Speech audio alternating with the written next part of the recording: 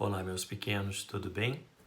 A gente está fazendo a correção das avaliações do seu tio e agora a gente vai fazer a correção da avaliação de redação, né? Mesmo antes da gente fazer a prova, o seu tio tinha conversado nas videoaulas como que vocês deveriam fazer. E vocês fizeram bem, né? Alguns poucos meninos se equivocaram com relação à tese e alguns poucos meninos se equivocaram com relação à proposta de intervenção.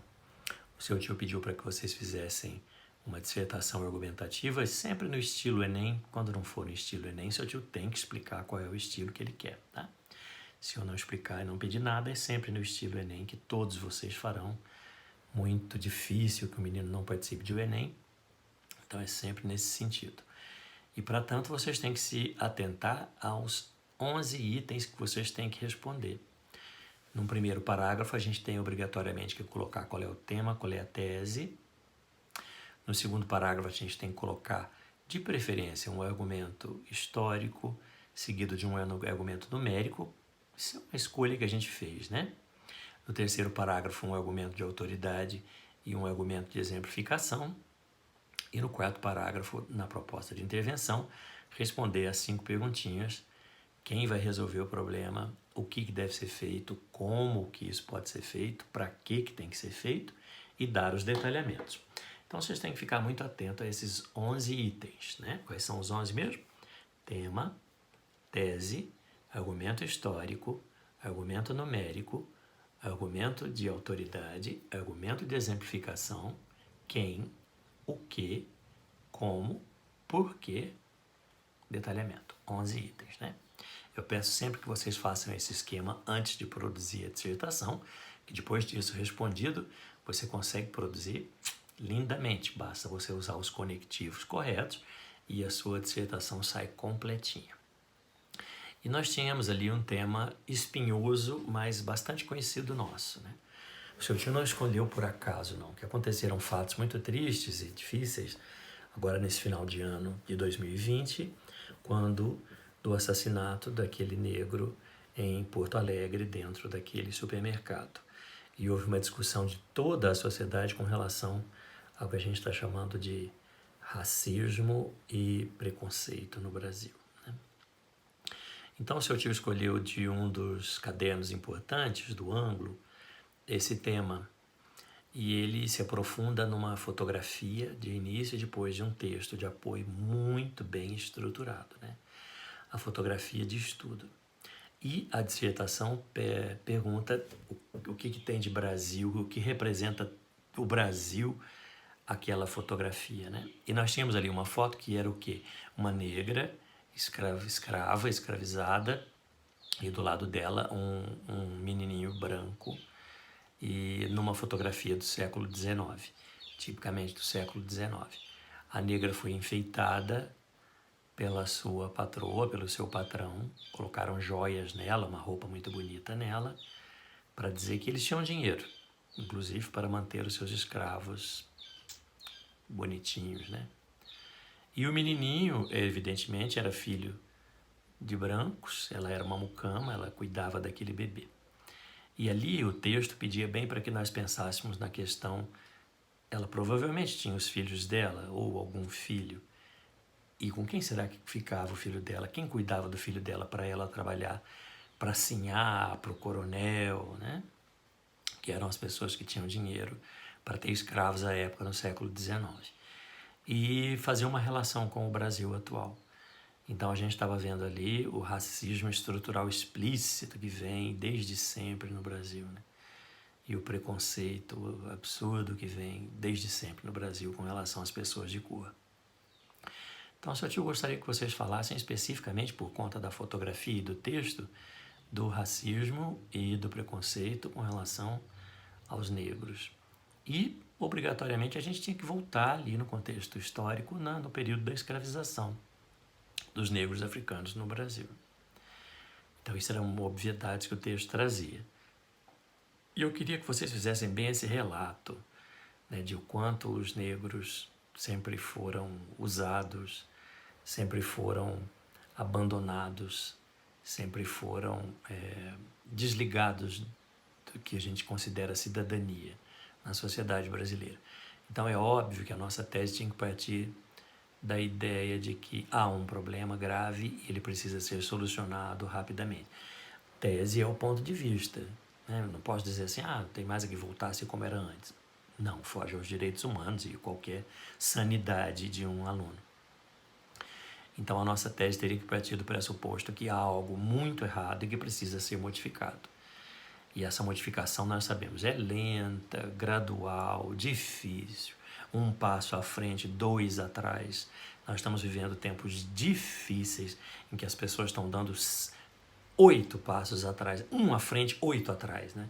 Tamanho o preconceito que a gente está vivenciando no Brasil e tamanho o pensamento reacionário, nacionalista, ditatorial, desagradável, contra os direitos humanos, contra a Constituição, contra tudo que a gente possa chamar de democracia. Estão tentando fazer isso. Mas moços inteligentes como vocês compreendem que é um período difícil e que a gente não vai deixar que isso aconteça, não é mesmo? Então a gente tinha muita crítica a fazer. E de cara, dizer que o tema era evidentemente racismo e preconceito e sermos contrários a esse tipo de acontecimento e propomos mudanças, né? No segundo parágrafo, no contexto histórico, a gente tinha que voltar ao período de escravização do Brasil. Nós tínhamos uma foto que era bem assim.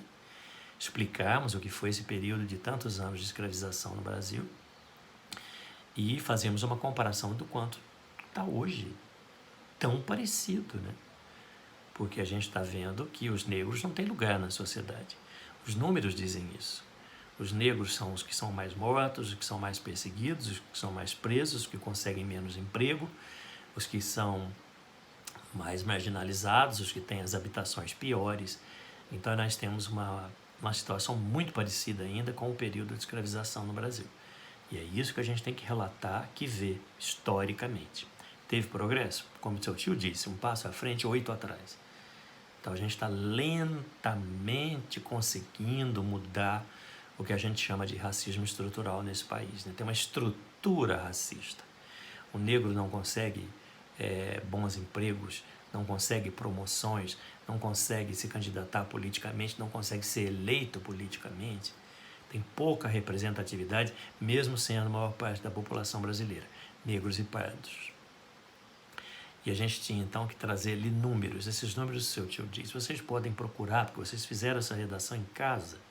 Então eu pedi para que vocês procurassem números, né? Dos argumentos numéricos, vocês poderiam colocar ali no segundo parágrafo. Fizeram muito bem, viu, pequenos? Os textos estavam realmente muito bons, brilhantes, dá gosto de ver, dá gosto de ler. Quando nós chegássemos no terceiro parágrafo, nós usaríamos uma frase bacana, de um bom historiador, de um bom filósofo, de uma cabeça pensante desse país, né? Vocês escolheram alguns muito bons. Escolheram Hegel, que eu gosto muito. Para alguns meninos eu aconselhei que colocassem Joaquim Nabuco. Para outros meninos eu aconselhei Capistrano de Abreu. Vocês poderiam ter usado quem vocês considerassem de grandeza ali. Na exemplificação a gente poderia trazer filmes, livros, acontecimentos, como é o caso desse rapaz que foi assassinado em Porto Alegre. Poderíamos trazer também esses pensamentos nossos, né? De quantas empregadas domésticas negras criam os bebês, são babás de senhoras brancas e deixam os seus próprios filhos em casa, sabe-se Deus com quem, talvez com um filho mais velho e tal, e continuam repetindo o ato daquela fotografia daquela negra criando o filho da branca e deixando o dela em casa. E, na proposta de intervenção, quem poderia resolver, muito provavelmente, algumas leis bonitinhas, né? Como que isso poderia ser feito? Com um debate político que reunisse toda a sociedade brasileira, desde a juventude, que tem debatido pouco os problemas do país, tem se esquivado muito dos problemas do país, precisa debater mais.